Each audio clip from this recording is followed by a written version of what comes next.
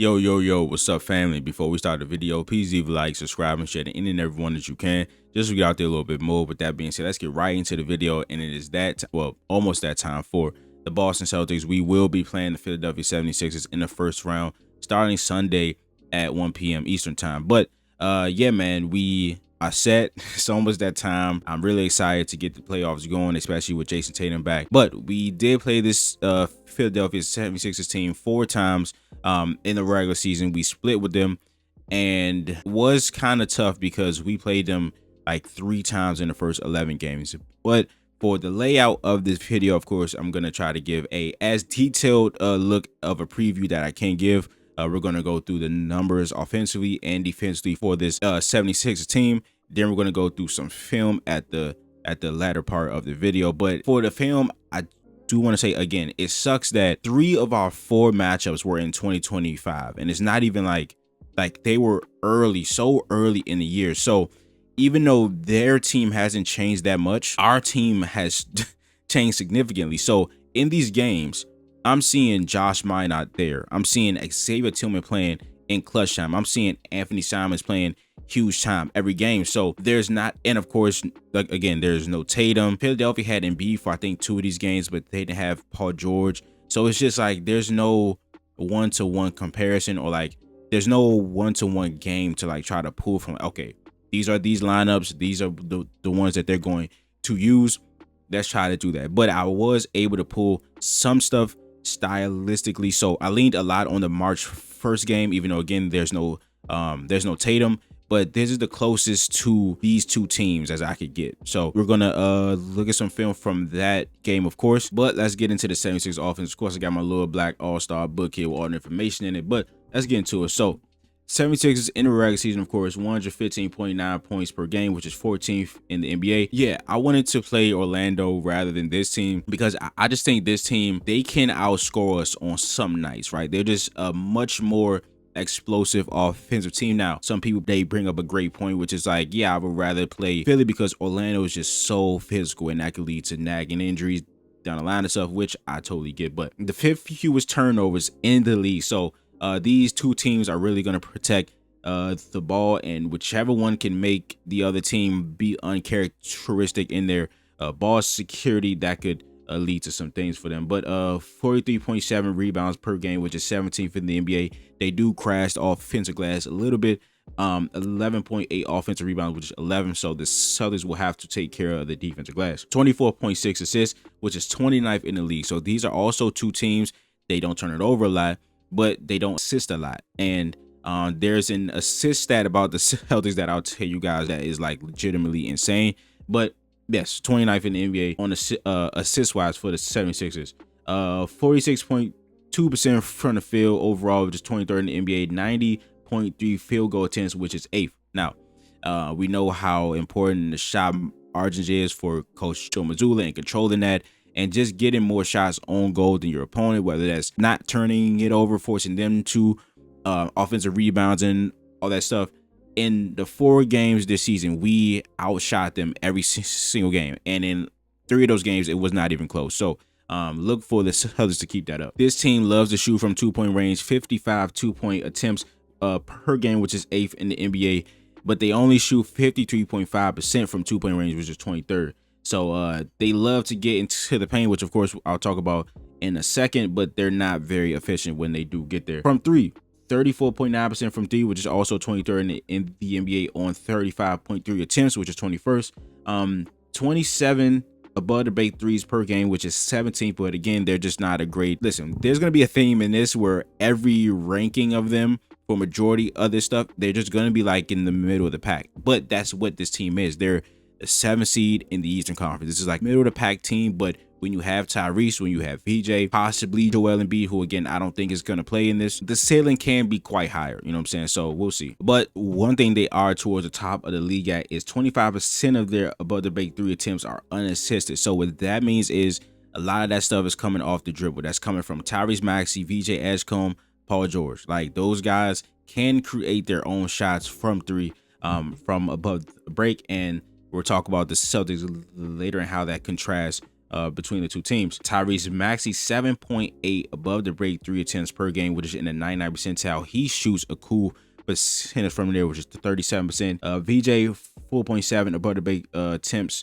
35%. PG shoots 5.2 above the break attempts at 37%. So those three guys can hurt you from there, and they did hurt the Celtics in the 4 games that they played. Celtics give up the most above the break threes in the NBA. So there you go. That's the compare and contrast there, where they have guys that can shoot it without having to be passed to, and that is a shot that the Celtics have given up all year. So if they can get hot from above the break, and like, yes, this is why I'm like, I would rather play Orlando, because the only guy I trust to shoot above the break threes on that team is Desmond Bane, and like Jamal Cain is probably their second best shooter. Like Paulo Franz, all those guys, I don't really trust them to hurt us from 3. This team, they did hurt us this year. They shot 39% from 3 in the 4 games on average. Of course, I don't think they're going to shoot 39% from 3 this entire round, but they have shown that they can shoot the ball, and that is without Paul George, who is the best percentage-wise shooters, I believe, on this team. So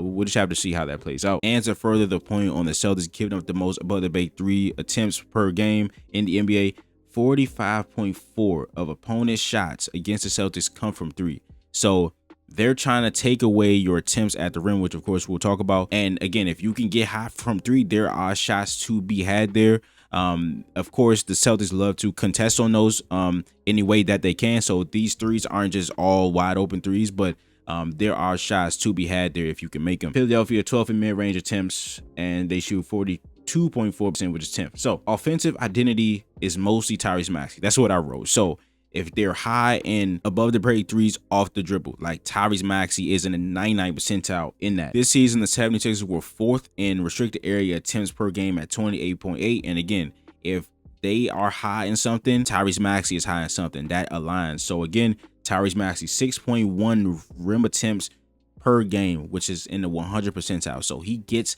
downhill. Now, the thing is, the team only shoots 64.2% in the restricted area, which is 28th in the NBA. So they will get there, and something has to give in this series, because the Celtics give up the least amount of rim attempts this season, and 76ers are at the top of, hey, we trying to get shots at the rim. Now, they don't shoot great at the rim, so I think that definitely helps. And Tyrese Maxey shoots like 60% from the rim, which isn't great, but he's a smaller guard and he's fast as shit, and he's going to get there. So we'll see that. And yeah, again, like I said, the Celtics give up the fewest rim attempts per game at 18.3, and opponents only shoot 65.7% at the rim, which is the 7th best in the NBA. And as I said before, Tyrese Maxey is ahead of snake of this offense. 28 points, 4 rebounds, 6.5 assists, 46, 37, 89 shooting splits. He shoots about 8.6 threes per game. So this is a guy that is a real sniper, and he can do it all by himself. He loves the right wing above the break 3. So that 3 on the right wing, I believe from the above the break he shoots 37%, but from that right wing he shoots 42%. So we got to find a way to get him away from that area. 41% on 183 attempts from that spot. So he's 99th percentile in above the break 3 attempts and rim attempts. So he's going to put a ton of pressure on us in those areas. But he is struggling from 3 in his last 20 games, only 32% on 8 attempts. And I don't think he shot it great in the Orlando playing game. So that's something else. And then after him, of course, you have VJ Escombe, the impressive rookie. He put up 30 in his NBA debut against us. So we know a lot about the youngster here. 16 points on the season, 5.5 rebounds, 4 assists. 44, 35, 82 splits. I was surprised to see that he only attempts 2.5 free throw attempts per game. And you think about a guy that's slashing like that, that's athletic as hell. He's just not getting to the line as much as I thought he would. But again, he's a rookie player. That's his ascension as a player, as a scorer. So I would definitely be looking forward to how that climbs up as he gets older. He's really good in the long mid-range area at about 48%, but he does not shoot enough of them. If we can get him away from that, keep him in the short mid-range. He shoots 3 short mid-range attempts per game at 36.3%. He only shoots 1.5 long mid-range attempts. So if we can keep him in the short paint intermediate area there, he's said to be less efficient in those areas, so we'll keep him there. Kelly Oubre is a cool player. 14 and 5, 36% from three. Paul George can hurt you from three, and I thought he was good defensively this year. Of course, not a guy that I can see stopping Jaylen Brown or Jason Tatum, of course, but he was averaging 17, 5, and 4 this season, and he did come back like 2 weeks ago, I believe, and he has been shooting good from three, 39% on the season on 7 attempts. I like Dominic Barlow. I like Adembona. Those are two very athletic guys. Drummond, of course, on the glass, and I guess from corner three can hurt you a little bit. Quentin Grimes is an inconsistent scorer, but he is a guy that I can see scoring 20 in a playoff game, so we have to watch out for that. So in the 4 games against the Celtics this season, of course, we're 2-2 against them. The Philadelphia 76ers average 106.3 points, 83.8 field goal attempts. So I talked about on the season they averaged 90.3. We knocked that down about 6 whole shot attempts. They shot 44% against us. They shot 35 threes, but again, 39% from three. They were lighting us up, especially above the break. Tyrese Maxey, I think in the first game, shot like 7 for 9 from just above the break. BJ shot 5 for 12. Like, is it shooting variance? I think it is. Of course, they're not this great of a shooting team, but 39% average in 4 games, like, something has to give there. And if I had to bet on it, I don't think they would shoot that good again. 25 free throw attempts. Tyrese Maxey also gets to the line. Oh, okay. So I talked about how they get a lot of attempts at the rim / the restricted area, right? Which is they averaged the 4th most restricted area attempts per game in 4 games against the Celtics. They had the 3rd fewest restricted area attempts on average out of every team versus the Celtics. So I talked about how something has to give. They shoot a ton of shots in the restricted area. The Celtics give up the least amount of attempts there. And the Celtics were able to lower what they get to best on the offensive side, but it's just that, damn, they shot 39% from 3 in the 4 games. So if you continue to take away what they get to best, I think if you just keep up with that strategy, I think you'll be good. Because again, I don't think they'll shoot 39% from 3 if this goes 4 or 5 games. So the first game of the season, we of course lost 117 to 116. A week later, we won 109 to 108. Again, Anthony Simons played 28 minutes. Josh Minot played 22 minutes. Xavier Tillman played 15 minutes. And then the game against, well, of course, them, November 11th, 102 to 100. Maxey torched us in the first 2 games, right? But in the last 2 games, he was 5 for 17 and 12 for 34. And in the November 11th game, Jordan Walsh was the culprit in that. He was the main cog in that. He was 1 for 9 on Walsh. And in crunch time, he shut Tyrese Maxey all the way down. And I think it's such a luxury that we have seen our young wings, every single one of these young wings, be impactful against this team in the regular season. The second game, Ugo played out of his mind, right? He was super impactful in the game I just talked about where Jordan Walsh was a defensive monster. And then in the March 1st game, Baylor Shaman had a great all-around game, and he guarded Tyrese Maxey, and I think head to 3 for 10. I believe this is a series where Joe can try any of those guys, and whoever has it on that night will have it, and I think they can impact this game. The 76ers are second in isolation frequency. Again, we talked about Walsh, Baylor being good isolation defenders, but the thing is, those guys most likely aren't going to start. So in the starting lineup, I have questions about who will start on Tyrese Maxey. Jalen could very well say, hey, I want that. But they've trusted Sam Hauser with some matchups that I didn't think they would this year. I wouldn't be surprised if, like, just for the starting 5 sake, he guards Tyrese. That doesn't sound great, but he has been better on that side than expected. So that is their offense, right? Now we're going to the defensive side of the ball. All right, so they allow 116 points per game in the regular season, which was 19th. 116 defensive rating, which is 16th. Again, you're seeing a trend where a lot of their stuff is in the middle of the pack, but 26 in defensive rebound percentage for this 76ers team. Celtics could crash the glass. So again, when I talked about they shoot the 8th most shots per game, but in the games against the Celtics, right, they only shoot 83, right? And in every single game, the Celtics shot more shot attempts than them. They controlled the margins every single game.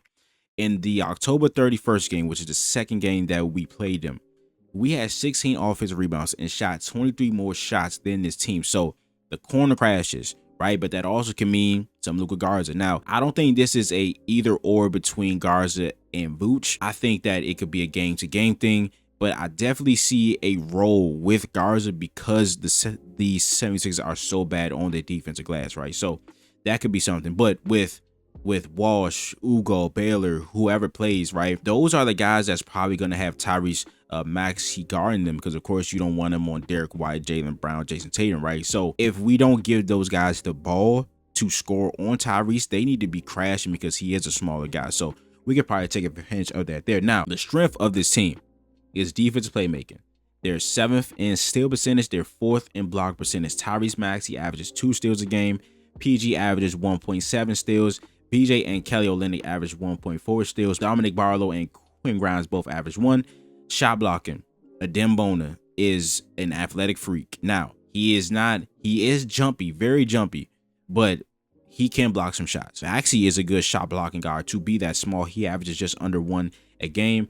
Drummond can give you something, I guess, but I'm not really worried about him. But Bona, Barlow, those guys can block shots because they're so athletic. Against us, that turnover thing didn't really hurt us that much. We averaged 11.8 turnovers against them in those 4 games, so it didn't like uptick. So we dealt with that pressure well, and we have to continue to deal with that pressure well, because they do like to get out on the fast break, and I believe they 16.9 fast break points, which is 9th in the NBA. So we have to take care of the ball, continue to take care of the ball. That is a key for every series. So it is what it is. So next thing I have is Philly gives up. Okay, this is the crazy stat. The 76ers give up the 9th most assists per game in the NBA at 27.5. Again, we all know that the Celtics aren't a top team when it comes to assisting, right? But we do pass the ball a lot, but we're not a great assist team. The Boston Celtics are 35-0. 35-0 in the regular season when they get more assists than their opponents. So when everybody talk about keys to winning, it of course isn't this one, but it's like this barometer is, hey man, we don't lose in a big ass sample size when we get more assists than our opponents. So listen, I'm not saying that's going to be a foolproof thing in the playoffs, but 35 games is a big ass sample size. So hopefully we can continue to do that. Next thing we have is the 76ers allow 27.4 above the break threes per game, which is 16th. The Boston Celtics take the most above the break 3 attempts per game at 34. The 76ers are holding teams to the 3rd fewest above the break 3-point percentage at 33.9. Now, this holds up, right? But I don't think they're doing anything special, right? So let me just get into that. So this season in 4 games, the Celtics average 109 points, 93.8 field goal attempts, 43% from the field, 31% from 3 on average in these 4 games on 43.8 attempts, but 14.5 offensive rebounds, 23 assists, and only 11.8 turnovers, which I've said. 30% on above the break threes, 31% from 3. So I'm like, wait, okay, they hold teams at 33.9% on just above the break threes. I'm like, and then they crushed us in that. Like, they shot 39% from 3. We stunk it up from 3. I'm like, hold on, let me go see what the hell the 76ers got going on over there, to where a team like us is just bombing it from 3. They're not doing anything, bro. They're not doing anything. I watched every single 3 that we shot against this team in the regular season. It's nothing special. We just missed open looks, like good looks. Like, of course, there are some that are defending well. Kelly Oubre can chase you around a little bit, but like most of the shots that we missed were just us not hitting shots. When you go from us shooting 31% from 3 in 4 games, they shoot 39% from 3 in 4 games. The water got to find its level, man. It just has to. So hopefully that can happen. But something that they did do, they forced us into more late shot clock threes. So in the regular season, not against this team, when the shot clock is within 7 to 4 seconds, that is when the Celtics take 5.3% of their overall threes. So when the shot clock is between 7 and 4 seconds, they take 5.3% of their overall threes in that shot clock timing. Against the 76ers, that ticked up to 9%. So that's like 1 or 2 threes that were taken later in the shot clock than we usually do. Now, when the shot clock is 15 to 7, so when it's through 15 to 7 seconds on the shot clock, on the season, we shoot 20 attempts. That's a big time interval. So 20 of our threes per game come within 15 to 7 seconds on the shot clock. That's 22% of our overall shots. And on the season, we shot 39% in that time interval. Against the 76ers, it's 18.5 attempts. So it's about the same, right? But we shot 23% in that time interval, opposed to 39 in the regular season. So again, my thing is like, if you continue to generate those good looks, like we're getting great looks, but we're not hitting them. But it's like, damn, bro, it's wide open shot. Oh, so something. Peyton Pritchard was not good in this series in the 4 games. Now, the first 2 games he scored double figures, I believe, but he was not efficient. And in the last 2 games, he just wasn't good. Peyton Pritchard versus Philly this year, 9 points, 3 rebounds, 4 assists, 34, 12, 75 splits. So we need more consistent play from him. And with Tatum coming back, him coming off the bench, I feel like he will be better than that. And again, all the young wings have had some success. Of course, we talk about that now. Yeah, let's get into the film. All right, so how y'all doing? Y'all shoes should have already been off, but hopefully y'all doing good. And again, the offensive rebounding, like, they just aren't a collective unit when it comes to defensive rebound. Like, Drummond is gonna rebound, Bone is gonna rebound, Barlow is, but like the wings and the guards on this team, they don't do it on a string. Well, here you see I talked about them forcing us into 2 late threes, but again, everybody's just standing around. Even Drummond is standing around. Nobody's really trying to box. So you see how Baylor Shime is able just to go right past Kelly Oubre, and he gets that, and then there's a lob to Cato. Okay, so this is going to be huge. This is another offensive rebounding thing, but the person doing it is very huge.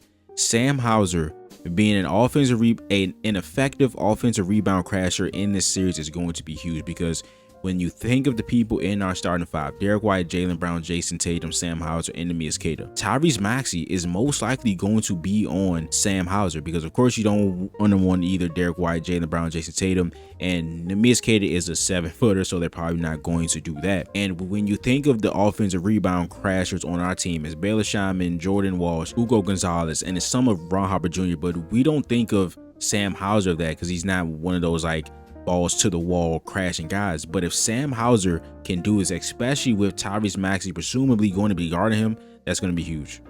All right, so I talked about all of our wings having a tangible, successful game against this team. Ugo, Walsh, and in this game it was Baylor Shaman, and he was guarding Tyrese Maxey for majority of this game. Now, there's 2 things that I saw a lot of in this game. So you see what Shaman is doing. Wait, let me turn it up so you can hear the call from Cater. Jaylen Brown, in terms of drive to the basket, I believe.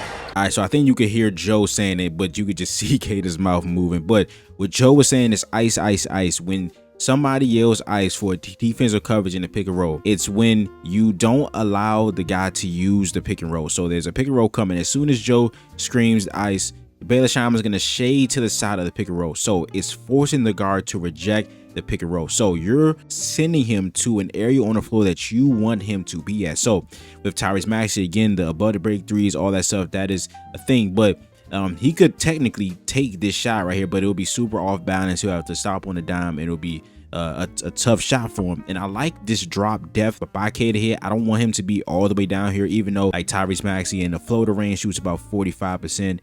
In the short mid range he shoots about 40%. Long mid range is about 44%. So us forcing Tyrese Maxey to either shoot these pull-ups or these floaters or going directly at the rim against Cater is something that I think the Celtics will be fine with. And then the other thing, along with icing the ball screens, is when we next right here. So Sam Hauser is the next defender over. So if Baylor Shaman, well, in the event that Baylor Shaman gets hit on the screen and he's chasing Tyrese Maxey, Sam Hauser can just come over right here because he's that next defender, and he can provide a little bit of help there. You see Cater right there does a phenomenal job, but we do have to get the offensive rebound. But you see that in this game, there was a lot of ice in the screens, forcing Tyrese Maxey to go away from the screen. We're not worried about Drummond or Barlow or Bona popping to the top of the key, so that's a plus on this too. But again, it just allows us to either next or have Cater be right there when Tyrese Maxey drives. All right, so in this March 1st matchup, I don't think they attacked Tyrese Maxey a bunch or enough in this game, and especially not with Jaylen Brown. But in the first 3 matchups, it was super prevalent. They had Jaylen Brown being the screener, trying to get Tyrese Maxey switch on to him. They were setting the inverted killer wheel pick and rolls for Tyrese Maxey to get switched on to him. They even ran some Iverson follow empty and just some other actions where Tyrese Maxey can potentially get switched on to Jaylen Brown. But in this game, it wasn't a lot of that. So hopefully with Jason Tatum and Jaylen Brown, we get back to that in this playoff series. But I talked about the 76ers being great defensive playmakers. It didn't really come to fruition against us, but you can see like jumpy in the passing lanes nature of Tyrese Maxey here. So Cater's going to set the screen on here, and here the Celtics going to go to blind pick. So Cater was setting the screen so Derek White can get up to the top of the key, and so he can receive the ball. You see Jaylen Brown was about to pass to him. But you can see Tyrese Maxey, he's kind of up on Derek White right here, and he's looking at this passing lane. So Kata flashing him right here. Again, blind pig is a dribble handoff under a denying or a high playing defender. So Kata is going to flash right here under Tyrese Maxey. He's going to get the ball, and then the dribble handoff under Tyrese Maxey is going to ensue right here. So now he's chasing the entire possession. Derek White plays it patiently, and he scores. And yeah, Kata absolutely dominating this game. I think he had like 27 and 18. Here the Celtics go to ram action, and we can look to take advantage of especially Andre Drummond's lack of lateral quickness in this game. Well, in this series, see the ram action right there. Ram action is an off-ball screen for somebody to go set a ball screen. So Pritchard's going to set that off-ball screen for Kata, so he can go set the screen for Derek White. And you see how much space that gives Kata to go and set that screen. Drummond is going to be in that drop coverage, but he is up on the three-point line, but that also means that he won't be able to get Kata. If Kata sets a good screen, gets a good release angle on this, the 76ers smalls don't want to switch on to Kata, so VJ Edgecombe is going to be chasing Derek White. Andre Drummond is presumably going to be here until VJ Edgecombe comes back, but it's just not quick enough on the defensive side, and Kata gets a layup. All right, so as you can see, whoever is guarding Tyrese Maxey, you're going to have to be able to navigate screens. You see Belasham is going to have to go through that and through that. Here, the 76ers go to Miami action. Miami action is a dribble handoff into a pick and roll. So we're going to have the handoff right there by Trent Wofford, and then the screen here by Dembona. But this is one of those nexting situations where I talked about earlier, where the guy next to the pick and roll is going to have to step up. Now, Sam Hauser steps up a little bit late, but against guys like Dominic Barlow, we can next off of him and provide help to whoever's guarding Tyrese Maxey. This was a late contest, but still something that we could do nonetheless. And here I just wanted to showcase like how much attention Tyrese Maxey is going to get. You see off the ball, Belasham just trying to anticipate and trying to make it hard for him to catch the ball. Jaylen Brown was up on Dominic Barlow. I think this is what we have to do on these handoffs, because we don't want Tyrese Maxey getting any free runs unless they're in like direct pick and rolls with Kata, where Kata is just like being the one going one-on-one to contest and Tyrese Maxey. The Celtics will look to switch 1 through 4 in this series with like Sam Hauser, Jordan Walls, Belasham being the primary guys, but we don't have a problem with Jaylen Brown switching on and Tyrese Maxey. You see how much attention he gets there. All right, so a couple things. When Tyrese Maxey, if in the event when he gives the ball up early, I think it's really important that Belasham or whoever's guarding him is really denying him the ball after he gives the ball up, so this can happen where Tyrese Maxey is just like, you see Belasham is just holding him, but when he gives it up, like make sure he doesn't get the ball back, so other guys on this team can create. I do like VJ Edgecombe, I do like Kelly Oubre and stuff like that, but any shot attempts that aren't going to Tyrese Maxey is a win for us. So but here, this is about Nikola Vucevic, man. So in this game, I thought Nikola Vucevic did a really good job defending the rim, just standing pat, standing tall, and being stout at the rim. Then, of course, on the offense side of the ball, if we can get his shot to go, that is going to be a really huge plus, because I talked about the 76ers are a really good defensive playmaking group. Dembona is a good shot blocker. Dominic Barlow is a good shot blocker. And Drummond is also going to be drawn to drives, right? So when they draw into drives and the Celtics drivers go to them and they go deep into the paint, Nikola Vucevic being able to hit those shots is going to be really important. But that is the video. If you enjoyed it, please leave a like, subscribe, and share to any and everyone that you can. Please comment down below what you think this series is going to, anything that you would point out about this series. But I'll see you guys in the next video. This is Nick. Peace.